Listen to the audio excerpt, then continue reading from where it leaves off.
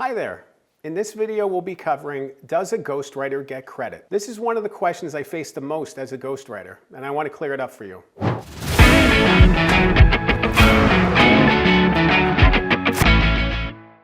By the end of this video, you'll learn the 3 main ways that ghostwriters can get credit, and the thing that book ghostwriters care about even more than credit. And stay tuned till the end of the video for a free opportunity. Let's dive in. There's 3 main ways in which a ghostwriter can be credited for a book. One is on the cover, one is in the acknowledgements, and the third is not at all. Let's go into each of these a little bit further. The first way in which a ghostwriter can be credited is on the cover. This happens a lot with more established ghostwriters. You'll see a cover credit with the main person's name listed first, the author, and the ghostwriter has a with cover credit underneath it. It says with so-and-so. And this is a really valuable thing. It's a really valuable experience for a ghostwriter to be credited in such a public way. You know, they wrote the book with the author, and it's so special and valuable to be credited in that way. I've been credited a handful of times with the with cover credit, and it's a special experience. It's more of a collaborative experience because typically as a ghostwriter, you're behind the scenes and people might not even know that you worked on the book. But with a cover credit, it means that you're more front facing. It means that you may participate in some of the discussions around the book's release. And it's special to be a part of that. It's special to be a part of that process. It's not typical, but it does happen from time to time, and it happens more frequently with more established ghostwriters. The second way in which a ghostwriter can be credited is in the acknowledgements. Typically when a ghostwriter is credited in the acknowledgements or even on the cover, those things can be sorted out in the contract phase. When the contract between the ghostwriter and author is first signed, it will establish where typically the ghostwriter will be credited. And I remember one of my first projects, I was contracted to be credited in the acknowledgements as a book editor of some kind. And I wrote the book, and it was a really difficult, grueling book, and it was just a difficult project and time sensitive. And I was really proud to get it done. And then the author sent through the acknowledgements, and I read it thinking, okay, my name's gonna be in here. And it wasn't. They had listed their dogs, thanking their dogs for their support, and forgot to mention the person who wrote the book, who ghost-wrote the book, who was supposed to be credited. So I had to very, gently mention, hey, it's in my contract, I'm supposed to be credited. I was eventually added to the acknowledgements, but it was an interesting process. And, typically those things are worked out in the contract phase for that very reason. So there's really no hard feelings later, so there's no confusion later. The third way in which a ghostwriter can be credited is not at all. And this is pretty common. A lot of the projects that I've worked on, I have not received credit for publicly. I might receive credit privately. The author might, call or reach out to me and thank me for the work I've done with them. But it's part of the process. It's part of ghostwriting. It's why they're called ghosts. They're ghosts. They're invisible. It's something that you don't see. So it's this hidden hand guiding the project forward.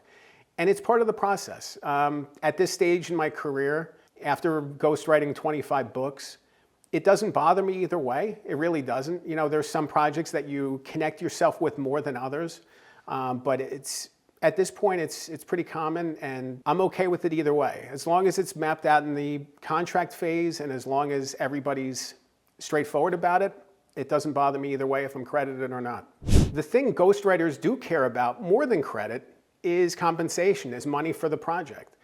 And that's really part of the process. You are staying hidden and anonymous and behind the scenes for compensation. You're being paid to help write the book. A lot of times when you're credited on the cover with a with cover credit, you might receive less money. There's a trade-off there.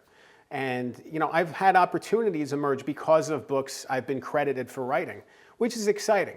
So one leads to another. And I do think that there is an opportunity for ghostwriters to take less money for a project if they know they're being credited publicly for it. So then they can actually market it and promote around that and let people know that they wrote this and hopefully use it to drive opportunities. At the end of the day, ghostwriting is something that is so near and dear to me because of the way I can help people, because of the way I can help to allow them to tell their stories. This isn't about me. It's obviously about helping people share their stories with the world. And whether you get credited on the cover in the acknowledgements or not at all, it's all gravy. In some cases, I think it's fine not to be credited. As a ghostwriter, you find yourself connected to projects differently. Some projects you closely connect with, other ones are a bit of a stretch. Other ones might wear on you after a time.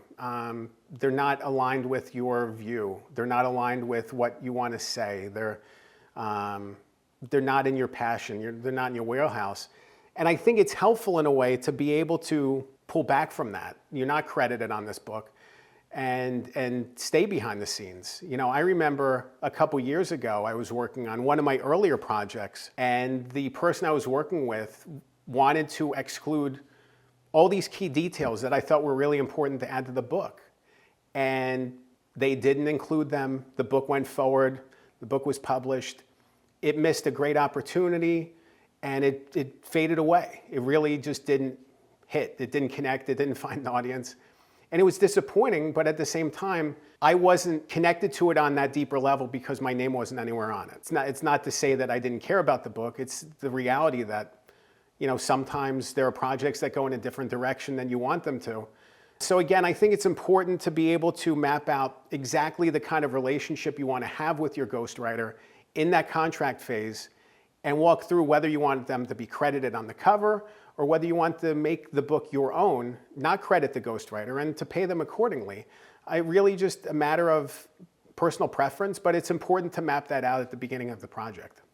Being a ghostwriter is fascinating and curious because you're typically only focused on the writing of the book, and then it goes through editing and production and publication and marketing, and all these things happen when you're not with the project anymore. They happen beyond your focus.